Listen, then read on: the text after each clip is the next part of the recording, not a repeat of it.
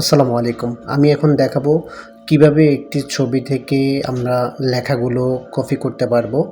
তো প্রথমে আমাকে চলে যাব আমরা ফেসবুকে। ফেসবুক থেকে আমি একটি ছবি ডাউনলোড করে নিলাম, অর্থাৎ সেভ করে নিলাম। সেভ করে নেওয়ার পরে আমাকে চলে যেতে হবে আমাদের যে গুগল ক্রোম আছে, গুগল ক্রোমে আমি চলে যাব।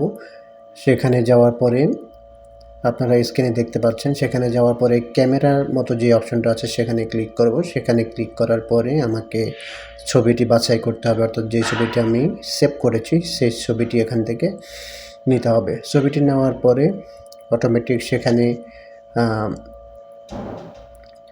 ছবিগুলো লেখাগুলো কাট করার জন্য যে অপশন আছে সেভাবে আমি এখান থেকে কাট করে নেব। কাট করে নেওয়ার পর আমি এখান থেকে কপি করব।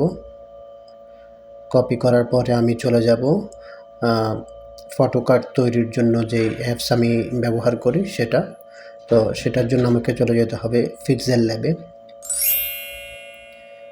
পিক্সেল ল্যাবে যাওয়ার পরে এখানে আপনারা দেখতে পাচ্ছেন আমার একটি ফটো কাট করা আছে। আমি সেটাকে সেই লেখাগুলো কেটে দিই। আমি এখন যেই লেখাগুলো কাট করেছি বা কপি করেছি সেগুলো আমি এখানে পেস্ট করব। তো পেস্ট করার পরে আমি নিচের যে অংশটা সেটা কেটে নেব, সেটা আমি কাট করে নেব। তাহলে এখন আপনারা দেখতে পাচ্ছেন আমি ওকে দেওয়ার পরে খুব সুন্দর লেখাগুলো চলে আসছে। আপনি আপনার পরিমাণ মতো বসায় নেবেন। তারপরে নিচে যে অপশন আছে নামের মধ্যে, সেখানে আমি নাম অপশনটা কেটে যে অভিনেত্রী তার নামটা এখানে দিয়ে দিব। এবার চাইলে আমি এখানে ছবি অ্যাড করতে পারবো, সেই ছবিটি। তো ছবি অ্যাড করার জন্য আমাদেরকে প্রথমে যে ছবি আছে সেই ছবির ব্যাকগ্রাউন্ড আমাদেরকে রিমুভ করতে হবে। তো ব্যাকগ্রাউন্ড রিমুভ করার জন্য সাধারণত আমি যেই সফটওয়্যার ব্যবহার করি বা অ্যাপস ব্যবহার করি সেটার নাম হচ্ছে ফটোরুম। ফটোরুমে ক্লিক করার পরে আমি নিচে যে অপশন আছে ছবি সিলেক্ট করার, তো আমি start of from a gallery সেখানে ক্লিক করলাম এবং ছবিটি আমি নিলাম। ছবিটি নেওয়ার পরে অটোমেটিক ছবিটি স্ক্যান করবে।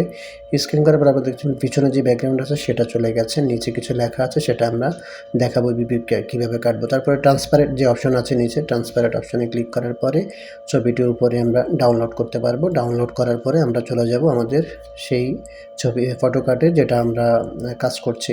তারপরে এখান থেকে ইম্পোর্টে যাব পিকচার নেওয়ার জন্য। ছবি নেওয়ার জন্য যেই অপশন আছে সেখানে আমরা ক্লিক করব। ইম্পোর্টে যাওয়ার পরে এখান থেকে আমি ছবিটা যাচাই করব ব্যাকগ্রাউন্ড রিমুভওয়ালা। তারপরে এখান থেকে আমি এটাকে কেটে নিব, ক্রপ করে নিব। ক্রপ করে নিয়ে আমি এখানে জায়গা মতো বসাই দেব। তো এইভাবে আপনারা চাইলে খুব সহজে আপনারা যে কোনো ফটো কার্ড তৈরি করতে পারবেন আপনাদের পছন্দ মতো, এবং সেগুলো আপনারা ফেসবুক বা ইউটিউবে সেগুলো আপনারা পোস্ট করতে পারবেন। তো ধন্যবাদ সবাইকে।